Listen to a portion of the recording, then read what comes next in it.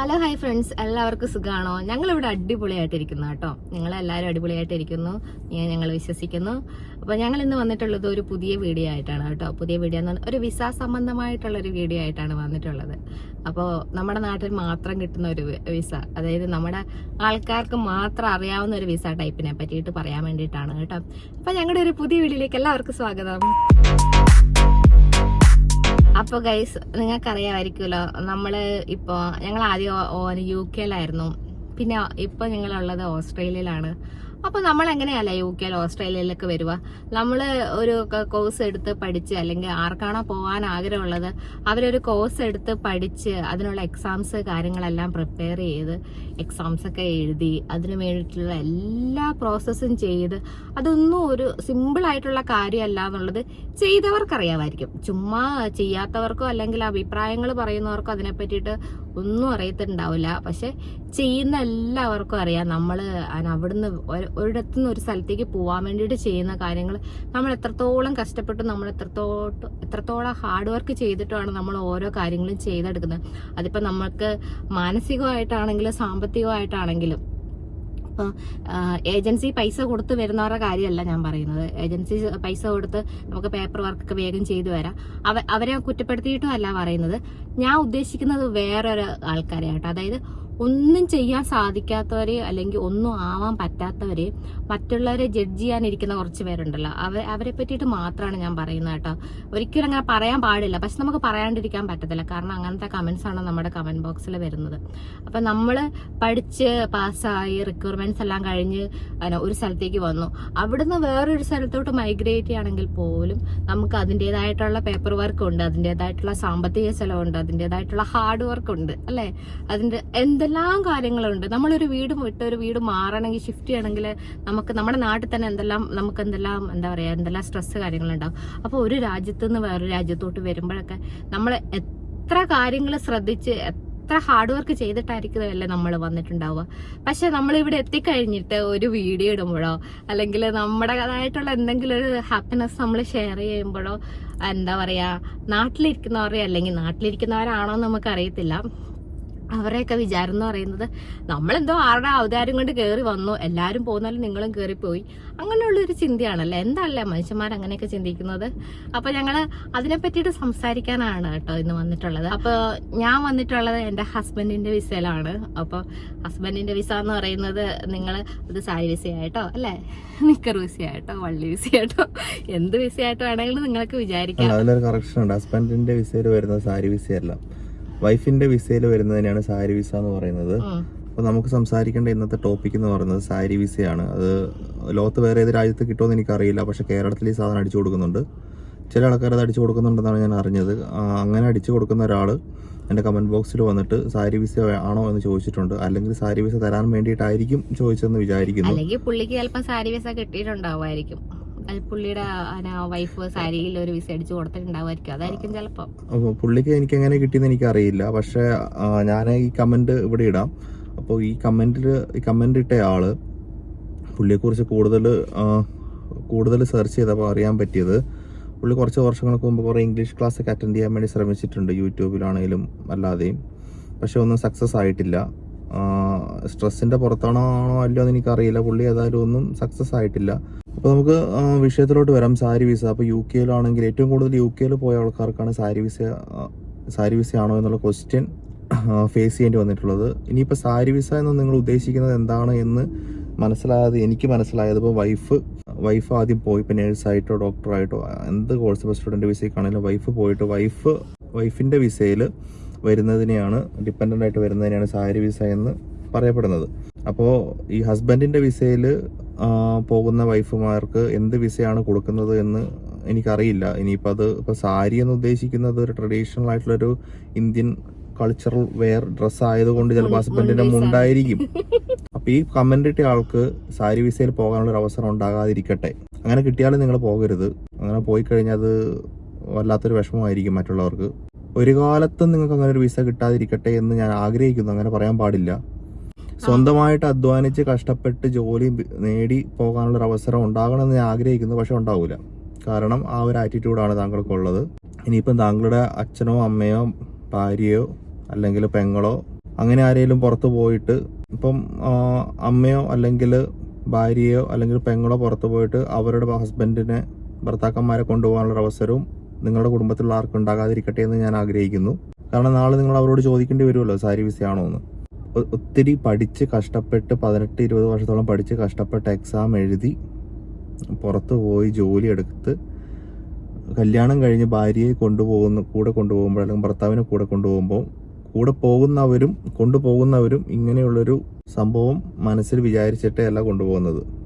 നമ്മൾ ഒരു ജോലി കിട്ടി അല്ലെങ്കിൽ നമ്മളൊരു കല്യാണം കഴിച്ച് കഴിഞ്ഞിട്ട് നമ്മുടെ പാർട്ട്ണറെ കൊണ്ടുപോകാന്ന് പറയുന്നത്, അതിപ്പോ ഹസ്ബൻഡ് വൈഫിനെ കൊണ്ടുപോകാന്ന് പറയുന്നത്, വൈഫ് ഹസ്ബൻഡിനെ കൊണ്ടുപോകാന്ന് പറയുന്നത് നമുക്കത് ഭയങ്കര ഒരു സന്തോഷം, ഹാപ്പി ആയിട്ടുള്ള ഒരു മൊമെന്റും ആണത്. ഈ കാര്യത്തിനെ കുറിച്ച് സംസാരിക്കുമ്പോൾ എനിക്ക് ഓർമ്മ വരും, നമ്മുടെ നാട്ടിൽ ഒത്തിരി ആൾക്കാർ, നമ്മുടെ നാട്ടിൽ കേരളത്തിലെ ഒത്തിരി ആൾക്കാർ സ്ത്രീ സമത്വത്തിന് വേണ്ടിയിട്ടും ഇക്വാലിറ്റിക്ക് വേണ്ടിയിട്ടും ഭയങ്കരമായിട്ട് വാചാലന്മാരാകുന്നത് സമരം ചെയ്യുന്ന ആൾക്കാരുമാണ്. സാരി വിസയിലാണ് പോയത് എന്ന് എന്തൊരു വലിയ അപമാനമാണ് എന്നുള്ള രീതിയിൽ. ഞാൻ സാരി വിസ, നിങ്ങൾ ഉദ്ദേശിക്കുന്ന സാധനം സാരി വിസ എന്ന് ഉദ്ദേശിക്കുന്നുണ്ട് സാധനത്തിലല്ല ഞാൻ വന്നത്. ഞാൻ പഠിച്ച് പാസ്സായിട്ട് തന്നെ വന്നത്. പിന്നെ ഇവള് വന്നത് എൻ്റെ വിസയിലാണ്. അതിൽ അവള് എൻ്റെ വിസയിൽ വന്നതിൽ അവൾക്കൊരു നാണക്കേടുമില്ല, കൊണ്ടുവന്ന് എനിക്കൊരു നാണക്കേടുമില്ല. ഞങ്ങൾക്ക് ഇവിടുത്തെ ഗവൺമെന്റ് ഞങ്ങളോട് ഇങ്ങോട്ട് വരുമോ എന്ന് ചോദിച്ച് ഇങ്ങോട്ട് പൈസ മുടക്കി അവർ ഞങ്ങളുടെ പേപ്പർ വർക്ക് ഇങ്ങോട്ട് പൈസ തന്ന് ഞങ്ങൾക്ക് നാട്ടിലെ 10-15 ലക്ഷം രൂപ ഇങ്ങോട്ട് തന്നിട്ടാണ് അവർ ഞങ്ങളെ കൊണ്ടുവന്നിരിക്കുന്നത്. അത് നിങ്ങൾ ആലോചിക്കുക. അതായത് നാട്ടിൽ വെറുതെ ഇരുന്ന് കുത്തിയിരുന്ന് ഫേസ്ബുക്കിലും യൂട്യൂബിലും തോണ്ടി ഉണ്ടാക്കിയിട്ട് ഇരുന്നിട്ട് കാര്യമില്ല. ഇങ്ങനെയുള്ള വല്ല കാര്യങ്ങളും കിട്ടുവാണെങ്കിൽ എടുക്കുക. ഒരു ഗതിയും പരഗതിയും നാട്ടിലില്ലാത്തത് കൊണ്ട് തന്നെയാണ് ഞങ്ങൾ നാട്ടിൽ പഠിച്ചിട്ട് ഇങ്ങോട്ട് കയറി വന്നത്. ഇപ്പം ഞാൻ ഈ വീഡിയോ ഇടുമ്പോൾ ഇതിന് കമന്റ് വരുന്നുണ്ടോ, എന്തിനാണ് ഈ കഷ്ടപ്പെട്ട് ബുദ്ധിമുട്ട് പുറത്തു പോകേണ്ട ആവശ്യം, നാട്ടിൽ ജീവിക്കാൻ പാടില്ല. നാട്ടിൽ നിൽക്കാൻ താല്പര്യം ഇല്ലാത്തത് കൊണ്ടല്ല, പക്ഷെ നാട്ടിൽ ജീവിക്കാനുള്ള സാഹചര്യം ഇല്ലാത്തത് കൊണ്ട് തന്നെയാണ് പുറത്തോട്ട് വന്നത്. എന്തെങ്കിലും ഒരു ഗതികേട് ഉണ്ടായിരുന്നു എങ്കിൽ നാട്ടിൽ നിൽക്കേണ്ട ഏതെങ്കിലും രീതിയിൽ നാട്ടിൽ നിൽക്കാൻ പറ്റുമായിരുന്നെങ്കിൽ നമ്മൾ ഉറപ്പായിട്ട് നാട്ടിൽ തന്നെ നിൽക്കുകയുള്ളൂ. പക്ഷെ ലക്ഷങ്ങൾ മുടക്കി പഠിച്ചിട്ട് 1000 മാത്രം ശമ്പളവും പുച്ഛവുമാണ് നമുക്ക് നേഴ്സ് എന്ന രീതിയിൽ എനിക്ക് കിട്ടിക്കൊണ്ടിരുന്നത്. നാട്ടിൽ നിൽക്കുമ്പോ എല്ലാരും ചോദിക്കല്ലേ പുറത്തോട്ട് പോകുന്നില്ലേ, പുറത്തോട്ട് വന്നതും ചോദിക്കും ആരുടെ വിസയിലാണ് വന്നത്. ഇനിയിപ്പം ആരുടെ വിസയിലാണ് വന്നത്, അവിടെ പോയിട്ട് സായിപ്പിന്റെ അപ്പിയല്ല വായിരുന്നെന്ന് ചോദിക്കും. എന്ത് വാരിയല്ല അല്ല, നമ്മള് പഠിച്ച് കോഴ്സ് ഒരു ഈ പറഞ്ഞവന്റെ അപ്പി ആരാ വാരിയെന്ന് ചോദിച്ചു നോക്കണം. അപ്പി വരാനായിട്ടല്ലേ സ്വന്തമാര് തുടങ്ങിയതല്ലേ. അമ്മ അങ്ങനെയൊക്കെയാണ് ഗൈസ്. ഒന്നുമില്ല, നമ്മൾ എന്ത് വീഡിയോ ഇട്ടാലും അതിൽ എപ്പോഴും നെഗറ്റീവ്സ് മാത്രം മെസ്സേജ് അയക്കുന്ന കുറേ ആൾക്കാരുണ്ട്. എന്തിനാ ഇവരിങ്ങനെ നെഗറ്റീവ്സ് അയക്കുന്നതെന്ന് എനിക്ക് അറിയത്തില്ല. നമ്മൾ വലിയ വ്ളോഗേഴ്സോ അല്ലെങ്കിൽ വലിയ യൂട്യൂബേഴ്സോ അല്ലെങ്കിൽ വലിയ ചാനലുള്ള ആൾക്കാർ അങ്ങനൊന്നും അല്ല. പക്ഷെ നമ്മൾ നമ്മുടെ ചെറിയ ചെറിയ കാര്യങ്ങൾ, നമ്മുടെ ചെറിയ ചെറിയ മൊമെന്റ്സോ അല്ലെങ്കിൽ നമ്മുടെ ഫ്രണ്ട്സിനോട്, നമ്മളെ ഇഷ്ടപ്പെടുന്നവരോട് ഷെയർ ചെയ്യാൻ ആഗ്രഹിക്കുന്ന കാര്യങ്ങളാണ് നമ്മൾ കൂടുതലും വ്ളോഗ്സിലും അല്ലെങ്കിൽ വീഡിയോസിലൊക്കെ ഇടുന്നത്. അപ്പം അതിനൊക്കെ കയറി നെഗറ്റീവ് കമന്റ്സ് ചെയ്യാൻ വേണ്ടിയിട്ട് എനിക്ക് തോന്നി ഈ എല്ലാ ആൾക്കാരുടെയും വീഡിയോയിൽ നെഗറ്റീവ് കമന്റ്സ് ചെയ്യാൻ വേണ്ടി തന്നെ ഒരു കൂട്ടം ആൾക്കാരുണ്ടെന്നാണ് എനിക്ക് തോന്നുന്നത്. ഒരു പണിയില്ലാത്തവരായിരിക്കും ചിലപ്പോൾ അങ്ങനെ നെഗറ്റീവ് കമന്റ്സ് മാത്രം ഇടുന്നത്. അല്ലെങ്കിൽ ചിലപ്പോൾ അവർക്ക് എന്തെങ്കിലും മാനസികമായിട്ട് എന്തെങ്കിലും പ്രശ്നം കാണുമായിരിക്കും, അസൂയോ അല്ലെങ്കിൽ എന്തെങ്കിലും മാനസിക സമ്മർദ്ദം അങ്ങനെ എന്തെങ്കിലും ഉള്ളവരായിരിക്കും അങ്ങനെ ഇടുന്നത്. ഈ വീഡിയോ ഈ കമന്റ് ഇട്ട ആളെ എനിക്കറിയില്ല, പുള്ളിയുടെ കല്യാണം കഴിഞ്ഞതാണോ, പുള്ളിക്ക് പെങ്ങന്മാരുണ്ടോ അളിയന്മാരുണ്ടോ എന്ന് എനിക്കറിയില്ല. കല്യാണം കഴിഞ്ഞതല്ല എങ്കിൽ കല്യാണം കഴിക്കാൻ പോകുന്ന പെൺകുട്ടി ശ്രദ്ധിക്കുക, പുള്ളിക്ക് താങ്കളുടെ വിസയിൽ പുറത്തോട്ട് വരാനുള്ള താല്പര്യമില്ല, ദയവ് ചെയ്ത് വിസ കൊടുക്കരുത് അല്ലേ.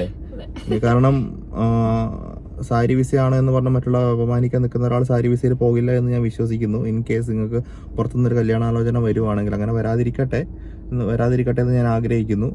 ഇനി ഇൻ കേസ് അബദ്ധവശാൽ ആരെങ്കിലുമൊക്കെ വന്ന് പെട്ടിട്ടുണ്ടെങ്കിൽ താങ്കൾ അങ്ങനെ പോകാതിരിക്കുക. അതാണ് താങ്കളുടെ ആറ്റിറ്റ്യൂഡിന് പറ്റിയത്.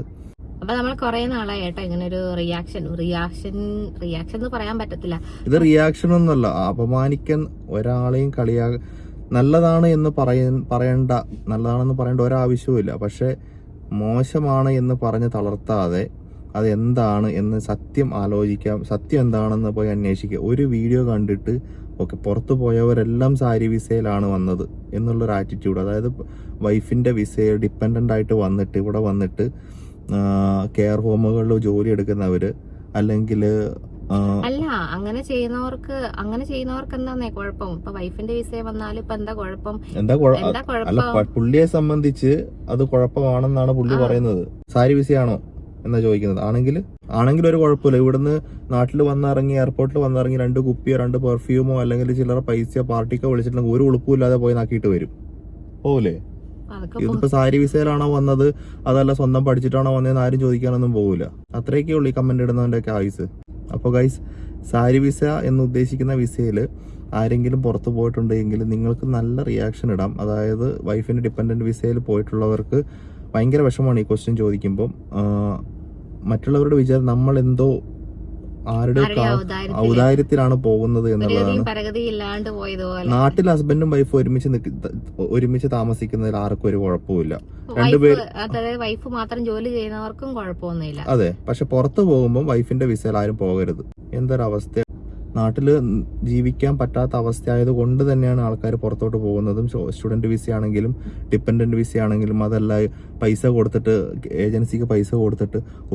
ഇപ്പോൾ കഴിഞ്ഞ ദിവസം വരെ എനിക്കൊരു കമന്റ് വന്നത് 15 ലക്ഷം രൂപ വരെ കൊടുക്കാൻ റെഡിയാണ് UK കെയർ ഹോം വിസ കൊടുക്കുന്ന ഏതെങ്കിലും ഏജൻസിനെ അറിയാവോ എന്ന്.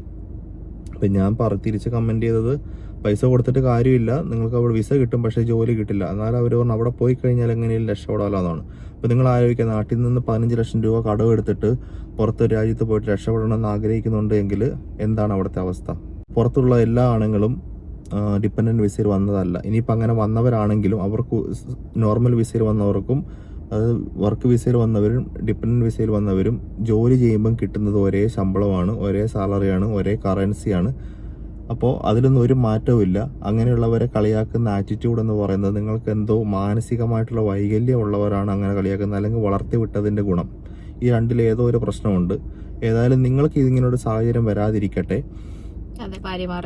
ഭാര്യമാരുടെ വിസയിൽ പോകാതിരിക്കാനോ അല്ലെങ്കിൽ നിങ്ങളുടെ പെങ്ങളുടെ വിസയിൽ നിങ്ങളുടെ അളിയൻ പോകാതിരിക്കാനോ എന്താണെങ്കിലും അങ്ങനെ ഒരു സംഭവം ഉണ്ടാകാതിരിക്കട്ടെ, അങ്ങനെ ഞാൻ ആഗ്രഹിക്കുന്നു. അപ്പോൾ ഗൈസ്, അത്രയൊക്കെയുള്ളൂ ഇന്നത്തെ വീഡിയോ. നല്ലൊരു വീഡിയോ ആയിട്ട് അടുത്ത ആഴ്ച കാണാം. നെഗറ്റീവ് വീഡിയോ അല്ലാതെ നല്ലൊരു വീഡിയോ ആയിട്ട് അടുത്ത ആഴ്ച കാണാമെന്ന് പ്രതീക്ഷിക്കുന്നു. അപ്പോൾ അതുവരേക്കും താങ്ക്സ് ഫോർ വാച്ചിങ്.